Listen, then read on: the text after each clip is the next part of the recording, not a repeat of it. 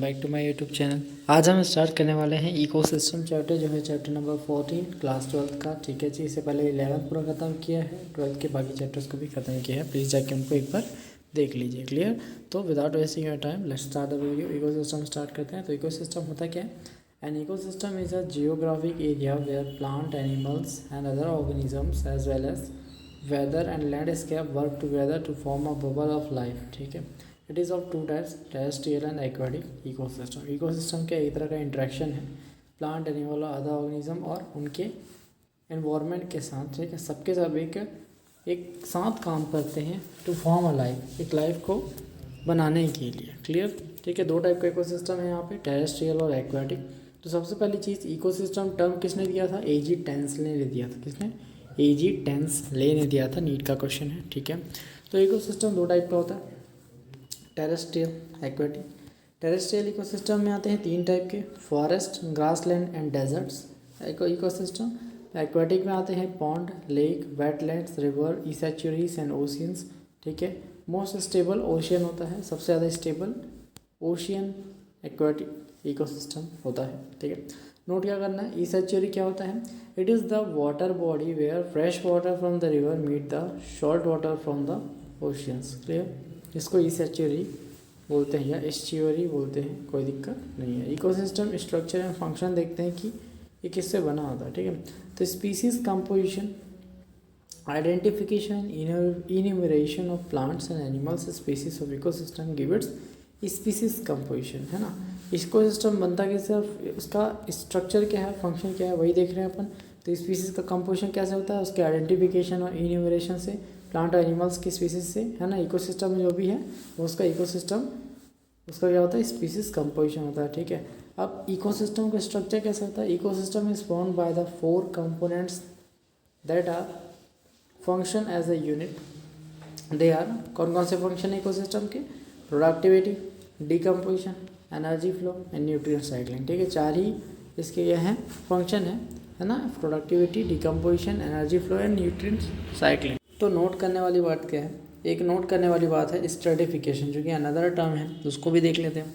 तो vertical distribution, है ना, vertical distribution of different species occupying different levels is called stratification. ठीक है, सो vertical distribution of different species occupying different levels is called stratification. ज़्यादा याद करने की ज़रूरत नहीं, इसको बस रट्टा मार लो, नीट का स्टेटमेंट है ऐसे ही। क्लियर? ठीक है, तो एग्जाम्पल क्या है? Trees occupy top layer of the forest.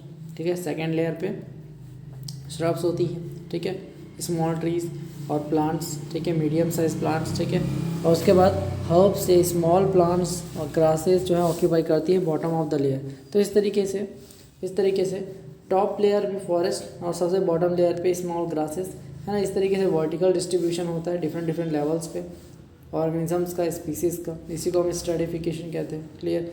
Layer का मतलब होता है स्ट्रेटा, स्ट्रेटा का मतलब को ही लेयर कहा जाता है। ठीक है, एक छोटा सा क्वेश्चन है, नीट में आया है, which one of the following is not a functional unit of ecosystem. हमने बताया प्रोडक्टिविटी, डिकम्पोजिशन, एनर्जी फ्लो, है ना, और न्यूट्रिएंट साइक्लिंग। ये चारों क्या होते हैं? इकोसिस्टम की फंक्शनल यूनिट होते हैं, लेकिन इनमें देखते हैं energy flow, productivity, decomposition, stratification इनमें से फंक्शनल यूनिट नहीं है। क्लियर जी? ठीक है, अब नोट देखते हैं। Most stable ecosystem is ocean.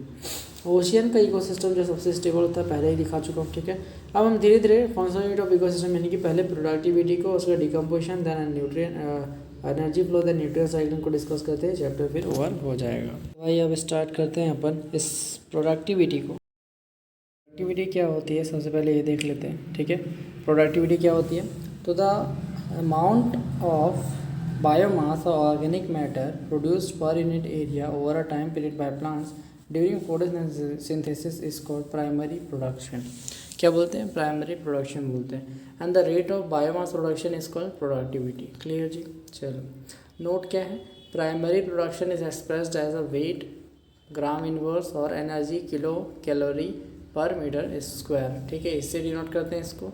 Second, productivity is expressed as gram inverse year -1, है ना, that is weight per year, है ना, kilo calorie per metre square per year inverse. ठीक है, समझ रहे हो? अब प्रोडक्टिविटी दो टाइप की होती है, एक प्राइमरी, एक सेकेंडरी। प्राइमरी और सेकेंडरी। तो प्राइमरी प्रोडक्टिविटी क्या होती है? फॉर्मेशन ऑफ ऑर्गेनिक मैटर और बायोमास, है ना। फॉर्मेशन ऑफ ऑर्गेनिक मैटर और बायोमास बाय प्रोड्यूसर्स, उसको प्राइमरी प्रोडक्टिविटी बोलेंगे, ठीक है। और formation of organic matter bye consumers, है ना, उसको हम क्या बोलेंगे, सेकेंडरी प्रोडक्टिविटी बोलेंगे। तो प्राइमरी प्रोडक्टिविटी जीपीपी और एनपीपी टर्म आता है। अब ये क्या होता है, तो जीपीपी क्या होता है, gross primary productivity, that is total production को हम जीपीपी बोलते हैं, ग्रॉस प्राइमरी प्रोडक्टिविटी। और एनपीपी क्या होता है, नेट प्राइमरी प्रोडक्टिविटी होता है। एनपीपी क्या होता है, नेट प्राइमरी प्रोडक्टिविटी, है ना। तो दोनों में बहुत डिफरेंस है। नेट प्राइमरी प्रोडक्टिविटी क्या होता है, is the available biomass for the consumption to the heterotrophs, herbivores and decomposers, clear. Net primary productivity क्या है, NPP is the available biomass for the consumption of to the heterotrophs, herbivores और decomposers, ठीक है, NEET का question. तो एक formula है, NPP net primary productivity GPP minus का रेस्पिरेटरी लॉसेस, रेस्पिरेटरी लॉसेस को हम आर से शो करेंगे, ठीक है। GPP minus respiration losses is NPP, है ना। तो ये होता है जिससे प्रोडक्शन, यानी कि gross primary productivity minus respiratory loss होने के बाद जितना प्रोडक्शन होता है उसे नेट प्राइमरी प्रोडक्टिविटी कहते हैं, ठीक है। और जीपीपी तो टोटल प्रोडक्शन हुआ था, क्लियर। अब नोट करो, ठीक है। तो पहला GPP always greater than NPP, क्योंकि फॉर्मूला देख लो ना, है ना, NPP equal GPP minus R, तो ये प्लस में जाएगा, एनपीपी प्लस आर, तो क्लियर है जीपीपी हमेशा ग्रेटर देन होगा NPP. Second point, NPP will be always lesser than GPP, दोनों नीट में आए हैं, असर्शन रीजन में आया था, ठीक है। सेकेंड, अब थर्ड पॉइंट है, ठीक है, सम एनुअल नेट प्राइमरी प्रोडक्शंस, तो होल बायोस्फीयर का एनपीपी कितना है नेट प्राइमरी प्रोडक्शन में, 170 billion turns dry weight of organic matter. Ocean का एनपीपी कितना है, 55 बिलियन टन्स, ठीक है। चौथा पॉइंट देखें तो the mass of living material at a tropic level at a particular time is called standing crop, ठीक है। यानी कि मास of living material at a tropic level at a particular time is called standing crop, ऐसे ही याद कर लो इसको, कोई दिक्कत नहीं है, क्लियर।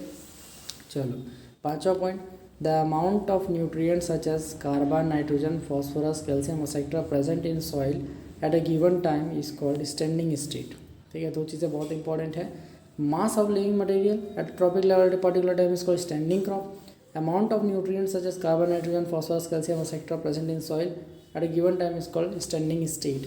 ये दोनों क्वेश्चन नीट के हैं, ठीक है।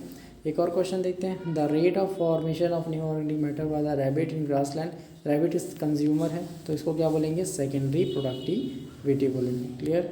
अब एक और question, which one has highest NPP and GPP, तो हमेशा याद रखना ट्रॉपिकल रेन फॉरेस्ट, कुछ भी है ट्रॉपिकल रेन फॉरेस्ट लगाना है आपको, ठीक है, क्लियर। अब आगे हम देखते हैं डीकम्पोजिशन, जो कि second functional unit of ecosystem, clear. तो डीकम्पोजिशन में क्या होता है, कन्वर्जन और break down of the complex organic substance into simple inorganic substance like carbon dioxide, water and other nutrients is called या फिर बोल सकते हैं process, this process is called decomposition, clear. यानी कि कॉम्प्लेक्स से सिंपल इनऑर्गेनिक सब्सटेंस में टूटना ही डीकम्पोजिशन का मेन मोटिव है, या इसको डीकम्पोजिशन कहते हैं। Decomposition completes in 5 important steps, तो कौन से 5 इंपॉर्टेंट स्टेप्स हैं, पहले fragmentation, then leaching, then catabolism, then humification, then mineralisation, clear. So सबसे पहला फ्रेगमेंटेशन होता है, डिट्राइटिव ओरस है, अर्थफॉर्म वगैरह है, ब्रेक डाउन करते हैं detritus into smaller particle, this process is called fragmentation. अब डिट्राइटस क्या होता है, जैसे लीफ हो गया प्लांट का, ठीक है, रूट्स हो गया, स्टेम हो गया, सड़गल का जो पार्ट होता है ना, उन सब को हम डिट्राइटस कहते हैं, ठीक है। तो ये सारी चीज़ों को डिकम्पोजिशन करता है, उसको फ्रेगमेंटेशन कहते हैं, अर्थफॉर्म के थ्रू होता है, ठीक है। या कोई भी डिट्राइटिव ओरस जो भी है जो खाते हैं उसको वो ब्रेक डाउन करेंगे। लीचिंग क्या होता है, in this process the water soluble inorganic nutrients go down into the soil horizon and get precipitated as unavailable salts, clear. चलो थर्ड पॉइंट है कैटाबॉलिज्म। कैटाबॉलिज्म में क्या था, डिट्राइटस है ना, लीड प्लांट, देखो प्लस क्या होता है ये डेड प्लांट्स, डिट्राइटस क्या होता है, dead plant remains like flower, leaves etcetera, dead remains of animal का, ठीक है, फीकल मटेरियल, है ना, degraded by what, bacterial and fungal enzymes into simple inorganic substance, और इसी प्रोसेस को हम कैटाबॉलिज्म कहते हैं। फ्रेगमेंटेशन में अर्थवॉर्म कर रहा था, डिट्राइटस कर रहा था, हाँ डिट्राइटिवोरस कर रहा था, यहाँ पे बैक्टीरिया और फंगल एंजाइम्स कर रहे हैं, क्लियर। तो note all this 3 process, fragmentation, leaching and catabolism एक साथ होते हैं। अब इसके बाद होता है ह्यूमिफिकेशन एंड मिनरलाइजेशन, ठीक है, 2 स्टेप, ठीक है। ह्यूमिफिकेशन क्या है, this process lead to the accumulation of dark and coloured amorphous substance, ठीक है। ये क्या है, this process lead to the accumulation accumulation of dark colored amorphous substance called humus, and humus act as a reservoir of nutrients. Humus reservoir of nutrients हो गया, ठीक है, humification हो गया. क्या होता है ह्यूमिफिकेशन, है ना, the process of accumulation of dark colour amorphous substance called humus. Humus में क्या होता है, न्यूट्रिएंट्स होते हैं बहुत सारे, इसलिए रिजर्वायर की तरह काम करता है न्यूट्रिएंट का. Highly resistance to microbial action. Humus decomposes extremely slow rate पे डिकम्पोज होता है. Clear.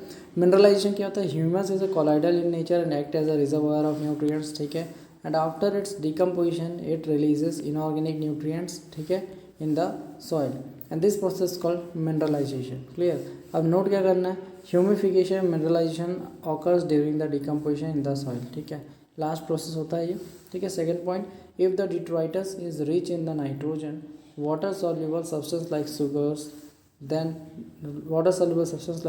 then decomposition will be faster and quicker. अगर डिट्राइटस में नाइट्रोजन बहुत ज़्यादा है, वाटर सॉल्युबल सब्सटेंस शुगर ज़्यादा है, देन डिकम्पोजिशन बहुत फास्टर क्विकर होगा. नीट का क्वेश्चन है. सेकंड पॉइंट, अगर डिट्राइटस में रिच बहुत ज़्यादा लिग्निन है, काइटिन है, then it will decompose very slowly, that decomposition will be slower, ठीक है. चौथा पॉइंट, ऑक्सीजन अवेलेबिलिटी.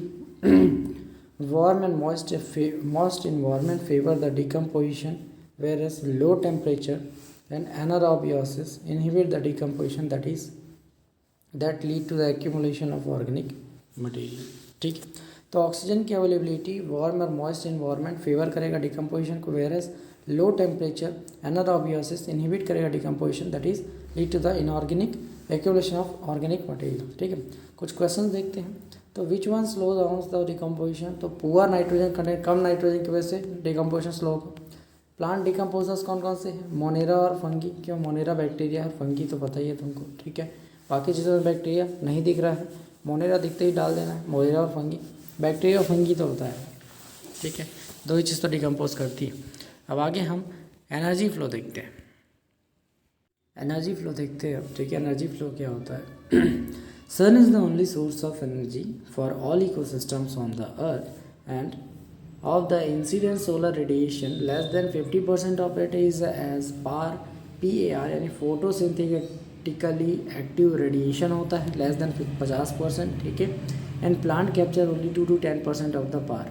पार का भी जो प्लांट है सिर्फ 10% से भी कम, 2 से 10% ही कैप्चर कर पाता है, ठीक है. And this small amount of energy sustains entire world, all the organism dependent on the producers, plants and the photosynthetic organism directly or indirectly, है ना, because of unidirectional flow of energy from sun to the producers and then consumers. Clear.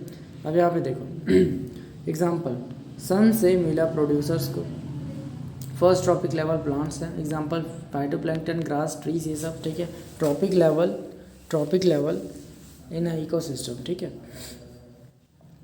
Producer से primary consumer, second trophic level herbivores को, ठीक है.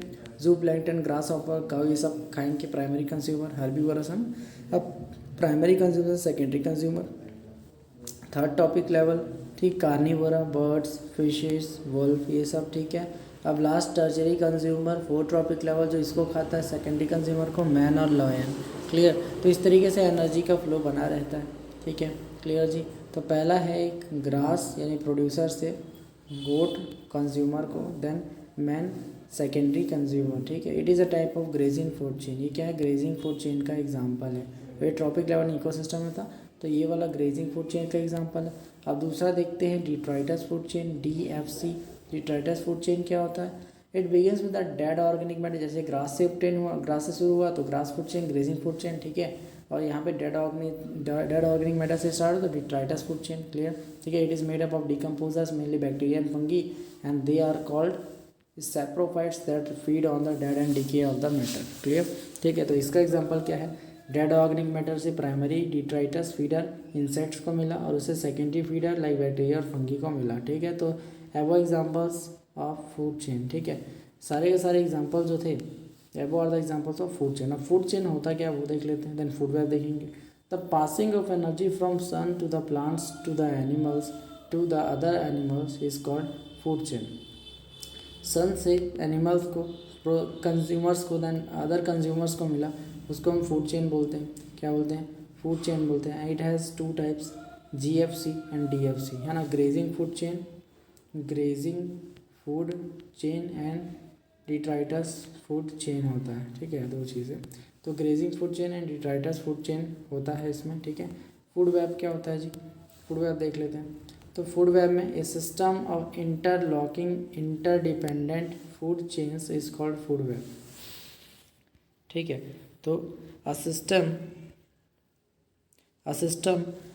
Of interlocking and interdependent food chains is called food web, यानी कि बहुत सारे food chains मिलके food web बनाते हैं। अब ये क्या होता है, एग्जांपल देख लो, है ना। एक सन है, उससे एनर्जी मिली प्लांट्स को।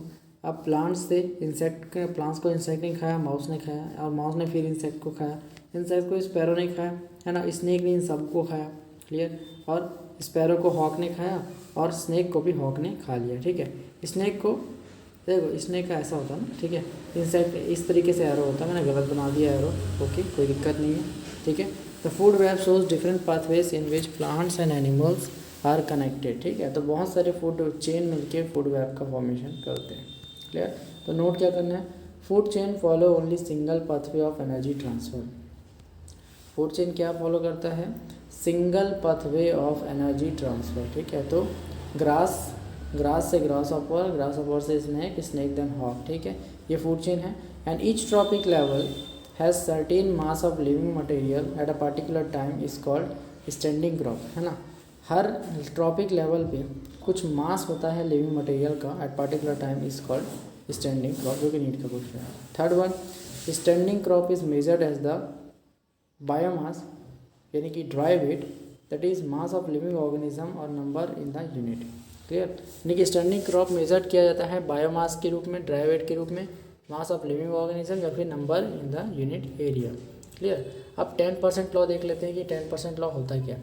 According to this 90% of the energy captured is lost as a heat के फॉर्म में लॉस्ट हो जाता है, and in the previous level, पिछले वाले लेवल में, and only 10% of the energy is transfer to the next level, the trophic level, ठीक है। That is at each trophic level about 10% of the energy is transferred to the next tropic level, whereas the rest of the energy is lost as a heat in the environment। इसी को हम 10% law कहते हैं, जो कि Lindeman के द्वारा दिया गया, ठीक है ना। 10% लॉ कहते हैं जो कि लिंडमैन के द्वारा दिया गया है, ठीक।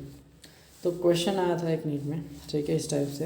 ये क्वेश्चन क्या होता है, if 20 joule of energy is trapped at producer level, how much energy will be available at the peacock level as food chain of the following food chain में देखो, प्लांट, फिर माइस, देन स्नेक, देन पीकॉक, ठीक है। Producer level में plant को 20 joule energy मिला है ना। 10% लॉ के हिसाब से 20 जूल, तो 10 करते जाओ, है ना। 2 जूल इसको मिलेगा, फिर 10 करो, 0.2 इसको मिलेगा, देन फिर 10 करो अपॉन में, तो 0.02 पीकॉक को मिलेगा, यही जूल इसका आंसर होगा। ये आ गया आंसर, क्लियर जी। 10% लॉ लगाना, आंसर आ जाएगा। अब सबसे पहला सवाल, अभी तक हम ट्रॉपिक लेवल पढ़ रहे हैं, ट्रॉपिक लेवल का मतलब ही नहीं पता होगा, चलो। तो इकोलॉजिकल पिरामिड्स में सबसे पहले देखेंगे ये ट्रॉपिक लेवल होता क्या है। On the basis of source of nutrition और food, the organisms occupy a specific place in a food chain that is known as trophic level, ठीक है। इसी को ट्रॉपिक लेवल कहते हैं, है ना। तो फूड सोर्स, उनका बेसिस जो सोर्स होता है न्यूट्रिशन का, यानी कि जो शाकाहारी होते हैं, कुछ प्लांट्स खाते हैं, कुछ सनलाइट लेते हैं, उसके हिसाब से organism different specific place, specific food chain मतलब कि ऑक्यूपाई करते हैं स्पेसिफिक प्लेस को, ठीक है। उसी को ट्रॉपिक लेवल कहते हैं, क्लियर, फूड चेन में, क्लियर। तो इकोलॉजिकल पिरामिड्स क्या होता है, ecological pyramids express the food और energy relationship between organisms at different trophic level, ठीक है। तो इकोलॉजिकल पिरामिड होता क्या है, एक्सप्रेस करता है फूड और energy relationship between the organisms at different trophic levels, ठीक है। इसी को इकोलॉजिकल पिरामिड कहते हैं। And the base of each pyramid represent the producers और first trophic level, and the top of the pyramid represent the tertiary और top level of consumer, clear जी, समझ आया। There are mainly 3 types of ecological pyramid, 3 type के होते हैं, pyramid of number, pyramid of biomass, pyramid of energy, ठीक है। तो पिरामिड ऑफ नंबर देखते हैं, ये क्या होता है। तो it is based on the number of organism at any tropic level and it may be upright और इन्वर्टेड। तो पिरामिड ऑफ नंबर क्या होता है, it is based on the number of organism at any trophic level, it may be upright और inverted. ये upright और inverted हो सकता है, ठीक है। Example pyramid of number in the grassland ecosystem, कैसे होगा, ध्यान से देखो। Pyramid of number in the grassland ecosystem. ठीक है, कहाँ पे? ग्रासलैंड इकोसिस्टम में सबसे नीचे ग्रासेस हैं, 1,00,000 ग्रासेस हैं, उसको 1,000 ग्रास ऑफर मिल के खाएंगे, 1,000 ग्रास ऑफर को 100 स्नैक मिल के खा लेंगे, है ना, और 100 स्नैक को 10 हॉक मिल के निपटा देंगे। ठीक है, तो टॉप टू बॉटम मतलब bottom to top decreasing in the number of organism. Clear? तो पिरामिड शेप बन रहा है ना, क्लियर है? ठीक है, तो इसे अपराइट पिरामिड ऑफ नंबर कहते हैं, यानी कि ऊपर की तरफ जाओगे तो नंबर डिक्रीज करना चाहिए। ठीक है, तो ग्रासेस प्रोड्यूसर जिसे फर्स्ट ट्रॉपिक लेवल कहते हैं, फिर primary consumer second trophic level, secondary consumer third trophic level, tertiary consumer top trophic level, या फिर बोल सकते हो फोर्थ ट्रॉपिक लेवल। ठीक है, अब नेक्स्ट देखते हैं pyramid of number in tree ecosystem. ठीक है, ये पहला एग्जांपल था। दूसरा एग्जांपल क्या है ना, पिरामिड ऑफ नंबर का, pyramid of number in tree ecosystem. ये उल्टा जाएगा, कैसे जाएगा? देखो, सबसे नीचे एक ट्री है ना, और उसके बाद बहुत सारे बर्ड्स खाएंगे उस ट्री के पत्ते वत्ते को, और उन सारे बहुत सारे बर्ड्स को बहुत सारे इंसेक्ट खाएंगे। ठीक है, तो मान लो एक ट्री को 100 बर्ड्स मिलकर ख़त्म किए और 100 बर्ड्स को 10,000 इंसेक्ट्स मिलके खा लेंगे। तो टॉप टू मतलब बॉटम टू टॉप, है ना, increase in the number of organism, इसलिए ये क्या है? इन्वर्टेड पिरामिड ऑफ नंबर है। इन्वर्टेड पिरामिड ऑफ नंबर किसमें पाया जाता है? ट्री के इकोसिस्टम में। ठीक है, अब बी वाला देखते हैं, तो पिरामिड ऑफ बायोमास। अब वेट के अकॉर्डिंग पिरामिड कैसे जमाते हैं? It is based on the biomass, यानी कि ड्राई वेट ऑफ ऑर्गेनिज्म। ठीक है, it is of 2 types, upright and inverted. ये 2 टाइप का होता है, एक अपराइट होता है और एक इन्वर्टेड होता है। ठीक है, तो अपराइट पिरामिड कैसे हो? Biomass also indicates the surface area covered by organism. ठीक है, तो बायोमास इंडिकेट करता है सरफेस एरिया जो भी कवर करता है ऑर्गेनिज्म की तरफ, उसको भी। ठीक है, तो पिरामिड ऑफ बायोमास बनाना है तो वो तो ड्राई वेट को देखेंगे, या तो जो सरफेस एरिया उसने घेरा है उसके अकॉर्डिंग हम बायोमास को इंडिकेट करेंगे। क्लियर? तो इसके हिसाब से हम बनाएंगे सबसे पहला upright pyramid of biomass in the land. तो नॉर्मल ट्री और प्लांट है, उसको किसने खाया? डियर ने, है ना, डियर ने, और डियर को किसने खाया? लॉयन ने। तो डिक्रीजिंग इन द बायोमास। ठीक है, बायोमास जितना जगह घेर रहा है, तो ट्री और प्लांट बहुत ज़्यादा जगह घेरेगा। ठीक है, डियर कम जगह घेरेगा, और लॉयन तो और कम संख्या में, तो और कम जगह घेरेगा। तो ये क्या? Decreasing in the biomass. So population area covered और मास लिविंग ऑर्गेनिज्म ये है, तो top bottom to top decrease हो रहा है, तो इसलिए ये अपराइट पिरामिड बन गया। ठीक है, बायोमास इन लैंड। दूसरा inverted pyramid of biomass in pond और रिवर और इकोसिस्टम। ठीक है, तो अब रिवर या फिर पॉन्ड में जाओगे तो सबसे नीचे फाइटोप्लैंक्टन जिसका वेट सबसे कम, फिर जू प्लैंक्टन उसका वेट थोड़ा ज़्यादा है, स्मॉल फिशेस उसका वेट थोड़ा ज़्यादा है, बिग फिशेस उसका वेट ज़्यादा, या फिर phytoplankton then small fishes then big fishes. Increasing biomass mass of living organism, यहाँ पर सिर्फ मास और वेट ही बायोमास को इंडिकेट कर रहा है। क्लियर? इसलिए ये इन्वर्टेड बन रहा है। तो inverted pyramid of biomass pond, river, oceans में पाया जाता है, एक्वेटिक इकोसिस्टम में। Last one is pyramid of energy. ये हमेशा अपराइट रहता है, ऊपर ही रहता है। क्यों? Because energy flow is always unidirectional according to 10% law. At every tropic level 10% energy is transferred and rest of 90% lost as a heat in the environment. Clear? तो example में देखोगे आप यहाँ पे, तो नीचे प्लांट्स हैं, 10,000 जूल, 1,000 जूल का हीट मिला है। ठीक है, एनर्जी मिली है, वो फिर से 10% लॉ में 100 हो गई, फिर 10 हो गई, फिर 1 हो गई। ठीक है, लास्ट लेवल पे। तो इस तरीके से top to bottom to top decrease कर रही है, तो इसलिए अपराइट बनेगा, हमेशा अपराइट रहेगा 10% लॉ के अकॉर्डिंग। तो कुछ नोट है जहाँ से क्वेश्चन आते हैं। तो पहला point, pyramid of energy is always upright. ठीक है, second point, trophic level represent the functional level of organism not a species level. Clear? कैसे फंक्शन प्रोवाइड करते हैं, कैसे फंक्शन कोई परफॉर्म करते हैं, उसके हिसाब से टॉपिक लेवल में ऑर्गेनिजम्स रहते हैं। Third point, sparrow can act as both 1 degree यानी कि प्राइमरी एंड 2nd डिग्री यानी कि सेकेंडरी कंज्यूमर के जैसे वो एक्ट कर सकते हैं। ठीक है, तो एग्जांपल में primary consumer sparrow, producer seed है। ठीक है, सेकंड में क्या है?